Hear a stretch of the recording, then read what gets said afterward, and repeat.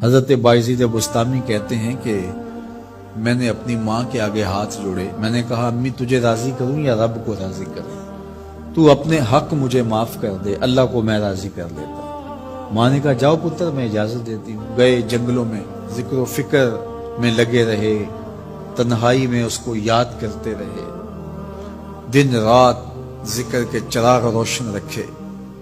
12 سال گزر گئے حق کی تلاش میں۔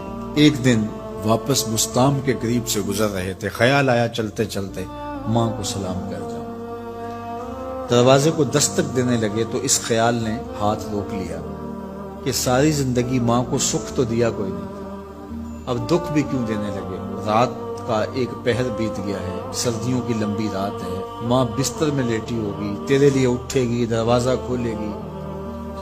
دروازے کے ساتھ ہی لگ کے بیٹھ گئے اور ساری رات کاٹ گئی اس خیال سے کہ ماں کو تکلیف نہ ہو۔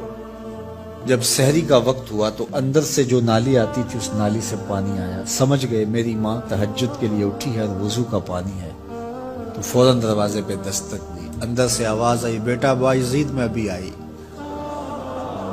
مائیں بیٹوں کے دستک کے انداز سے جان لیتی ہیں یہ کس بیٹے کے ہاتھوں کا لمس ہے۔ 12 سال کے بعد آئے، دستک دی، کہا بیٹا بایزید میں ابھی آئی۔ ماں کی تو نگاہیں ہی دروازے پہ رہتی ہیں۔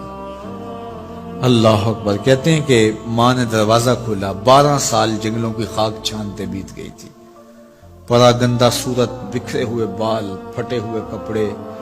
میری ماں کی جب نگاہ میرے پہ پڑی تو اس کی چشمان سے موٹے موٹے آنسو ٹپکنے لگے اور اس نے ایسے ہاتھ پھیلا کے کہا مالک میرا بیٹا بایزید تیری طلب میں نکلا تھا، تو نے ابھی تک اسے اپنا قرب نہیں دیا؟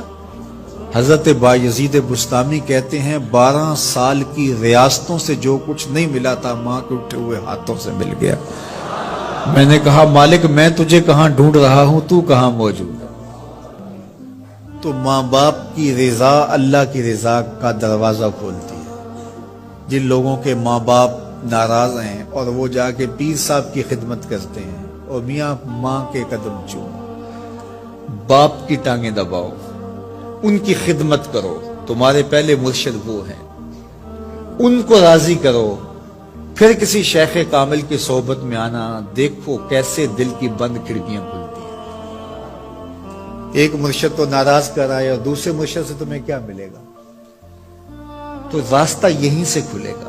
والدین کو کبھی ناراض نہ کرو، والدین کو کبھی دکھ نہ دو، والدین کو کبھی تکلیف نہ پہنچاؤ، اور والدین کو بھی چاہیے کہ اپنی اولاد کو اپنا نافرمان نہ بنائے۔ ایک بزرگ فرماتے ہیں کہ مجھے برابر 30 سال ہو گئے ہیں کہ میں اپنی اولاد کو کوئی حکم ہی نہیں دیا، کوئی حکم نہیں دیا۔ کوئی چیز مجھے چاہیے بھی ہوتی ہے تو میں بصیغہ امر نہیں کہتا، بلکہ ایسی بات کرتا ہوں، پانی چاہیے تو یہ نہیں کہتا بیٹا پانی لے کر آؤ، میں ویسے کہتا ہوں پیاس لگی ہوئی ہے، تو اگر وہ سمجھ جائے اور وہ خود لے آئے تو اچھی بات ہے، لیکن اگر وہ نہ لائے تو میں نے اس کو حکم ہی نہیں دیا، امر ہی نہیں کیا، تو اس امر کی مخالفت ہی لازم نہیں آئے گی۔ تو کہا 30 سال برابر گزر گئے ہیں، میں نے اپنی اولاد کو حکم نہیں دیا کہ کہیں وہ میری نافرمان نہ ہو جائے، کیونکہ اگر وہ نافرمان ہو گئی پلے کچھ نہیں رہے گا۔ جو اولاد ماں باپ کی نافرمان ہوتی ہے وہ ہوا میں بھی اڑے، وہ چرخ پہ بھی جھولیں، وہ زمین پہ گرنے والی ہوتی ہیں، کبھی کامیاب نہیں ہو سکتی وہ اولادیں جو ماں باپ کی گستاخ، بے ادب اور نافرمان ہوتی ہیں۔ وہی اولادیں سرخرو، کامیاب اور کامگار اور بامراد ہوتی ہیں جو ماں باپ کی خدمت کرتی ہیں، ماں باپ کی دعائیں لیتی ہیں۔